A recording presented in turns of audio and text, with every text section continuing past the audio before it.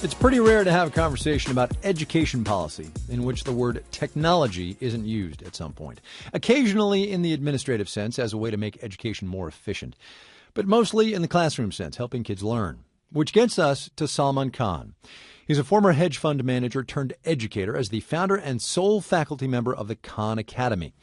It started as a tutoring service for his cousins on YouTube. It's become a library of thousands of instructional videos on topics from basic arithmetic to organic chemistry to the French Revolution, with financial backing from, among others, the Gates Foundation.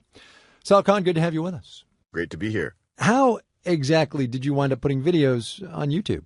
I was a little dismissive of it at first. I didn't think YouTube was for serious mathematics. I thought it was more for dogs on skateboards or whatever else. But I decided to give it a shot, and people all over the world started watching them. And, you know, some of them would say, hey, this helped me on an exam. But someone would say, hey, this helped me not drop out of high school, or this helped me get into the school that I wanted to get into. So it became a pretty exciting thing to work on. What's the education problem, though, that you think this technology can solve?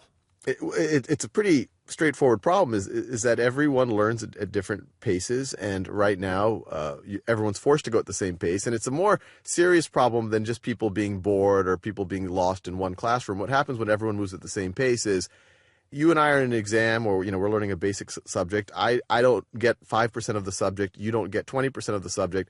The whole class moves on to a more advanced subject. I have a 5% gap, you have a 20% gap. Those gaps build up over time, and it pretty much guarantees that most students, by the time they get to algebra or calculus, have so many of these gaps that no matter how hard they try, they just can't understand what's going on.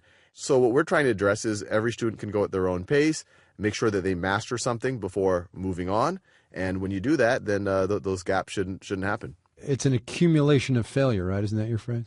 Yeah, I would say it's an accumulation of gaps. And actually the failure thing is another interesting. Right now when you take an assessment, a test in school, you get a label. You get an A, B, or C, or D. The A kids kind of feel good about themselves. They get self-confidence. B students are a little bit neutral. You get a C, D, or F. It's not viewed as, hey, you didn't understand 30%. Why don't you go and try to learn it a little bit better? It's viewed as, you're not so smart. Don't try to become an engineer or a physicist. Where do you fit in, though? Where does the Khan Academy fit in the larger application of technology to education? How do you slide in there?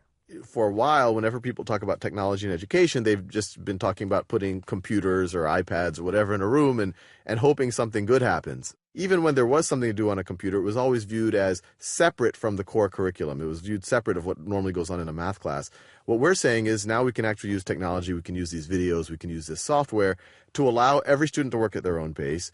It's not an either-or proposition anymore. But there's always this debate of, do you do more of the core skills or do you do more of the projects and the investigations?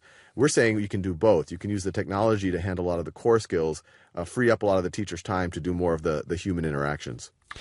For the price of a login, right? You either log in through Facebook or Google, you get access to all these things. Is there a thought in your mind of somehow making people pay for this? We want to, at some point, be sustainable as a not-for-profit, but we want all of this material to be 100% accessible by everyone. So on the web and our core tools will always be free. Right now, nothing on our radar is non-free, I guess is the simple answer. So what's the next step for the Khan Academy? Right now, we have about 2 million students a month who use our site on a regular basis. We want to start leveraging them so that they can help each other. So if you're in a classroom, your teacher knows that you need help. But if you're not in a classroom, or if you need a supplement to a classroom, maybe one of the other community members of the Khan Academy can tutor you or help you out or get you past your hurdle. Salman Khan, he's the founder of the Khan Academy. Thanks a lot. Great, thanks.